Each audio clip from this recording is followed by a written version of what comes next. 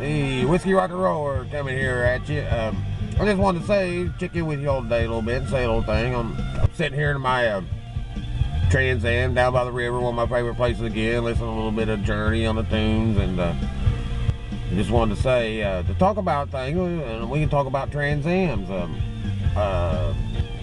I'm sitting in a 2002, one of the last of the breeds convertible Trans Am Ram Air WS6 package. Plus, it's got the SLP on it too. So if you know anything about Trans Ams and stuff, you know that's the SLP something else. It's just, you just wouldn't believe it. You know, you probably have to drive it to believe it.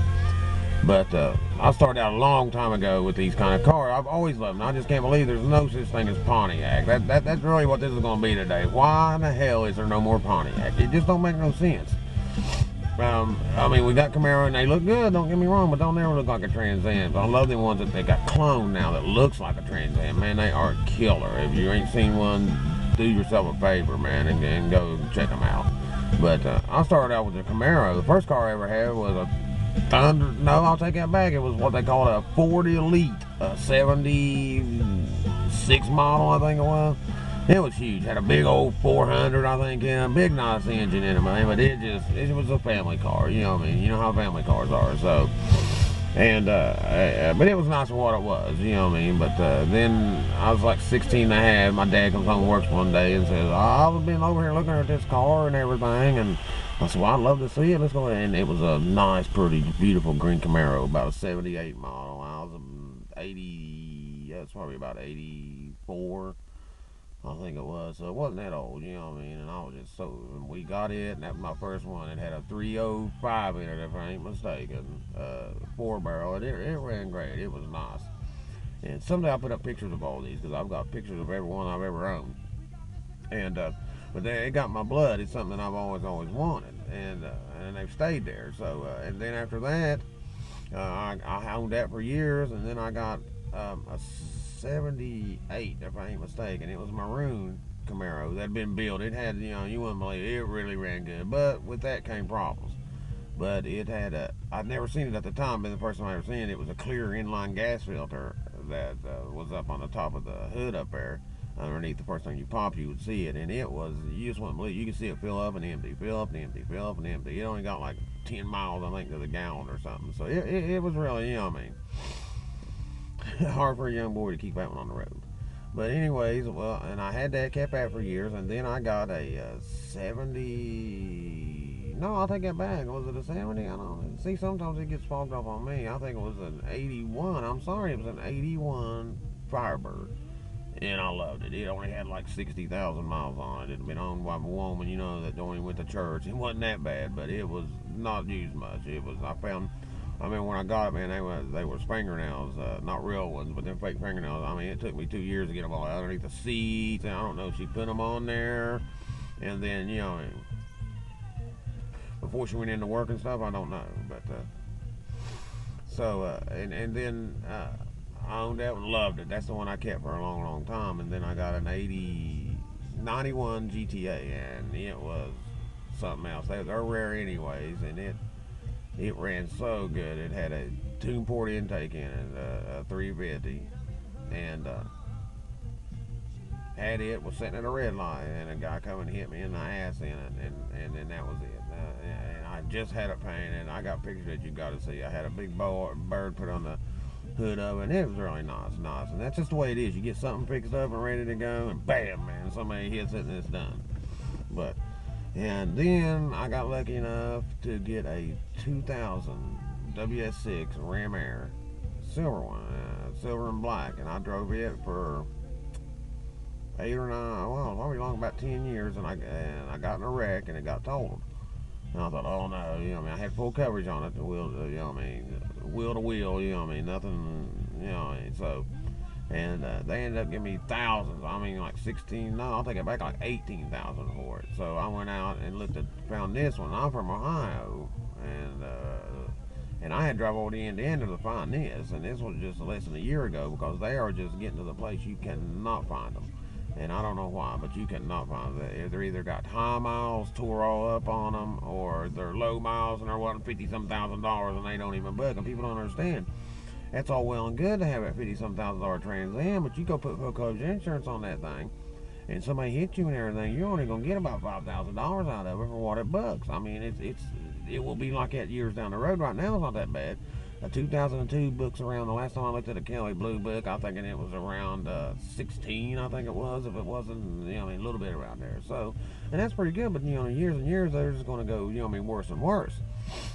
So, and I just can't believe that that kind of car is not going to be with us no more. It just does not make sense.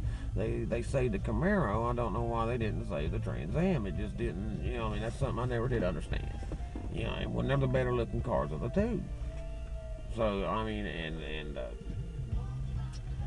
I love a Camaro, but they just still just don't look as good. And you know, your Trans Am buffs out there, no, you know, you would love to see a 2014 Trans Am, 2015, but go look at the Camaros that are made out that way. You won't believe it if you haven't seen them. And I think there's a place called Trans Am Depot is one of them, www.transamdepot, and then they got tons. They got a white one on there. It's just beautiful. Then they got the Burt Reynolds, the Smokey and the Bandit one. And they just really got some nice ones on there.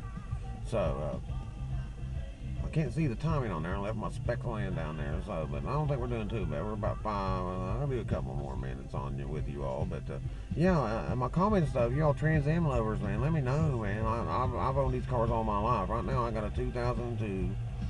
Jet Black Trans Am Ram Air WS6 package with the SLP package. Now, if you're not a Trans Am, the SLP package, it's something that started out about, you know, I mean, 10 years before they quit making them. And the SLP is street legal products, and it's just, you wouldn't believe that they took them from the. It's just so hard to explain to, you know, they took them from the factory, and then they put about 50 more horsepower in them. You know what I mean? And they put this kind of different front end to them, and this thing rides. You know what I mean? I've had sports cars all my life, and they always ride like a pickle buck in a gut wagon. I mean, it's just, you just wouldn't believe it. You go a railroad track and they almost knock you out of the seats. But this one, no, it's smooth. I'm not gonna say it rides like a Cadillac, because I don't want to be lying, but it does ride good. So, and I could tell the difference the first time I got in a test drove it. And plus the power, they take a regular WS6. And they put about 50 more, probably 100 more, about 50 more, I think, horsepower into it. But they do other things to it too. This one's been chromed out. Everything on it's chrome.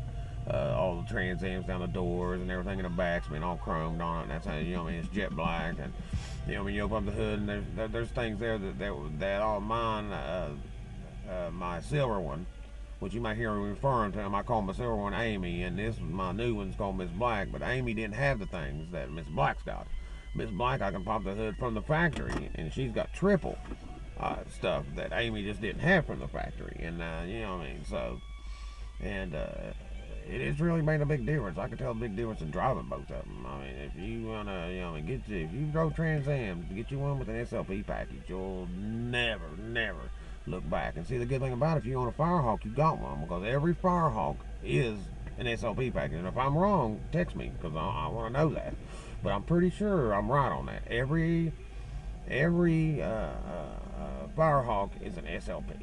So that's why they're, you know what I mean. But now on the SLPs, the convertibles, a few of the convertibles work too. And see, you got the whole package with it. With that, I got a 12-disc changer in the trunk.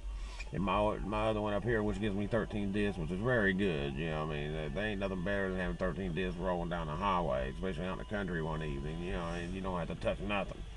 So, but it just makes that good too. It just makes all of it good. So, you know what I mean?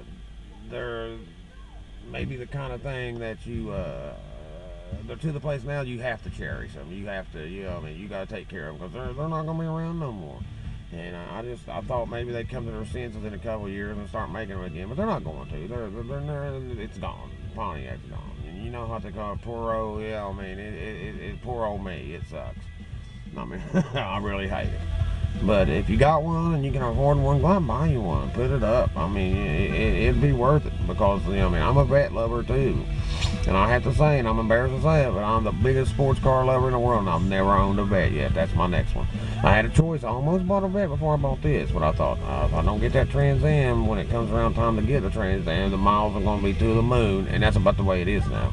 it's only been less than a year since I've bought this one, and the miles are to the moon, or if they got like anything less than 50,000 miles on it or something, they're $20,000 and $30,000. And just like I said, you can wrap that thing around the tree, you ain't gonna get nothing but $7,000 or $8,000 out of it, and it just don't make sense to me.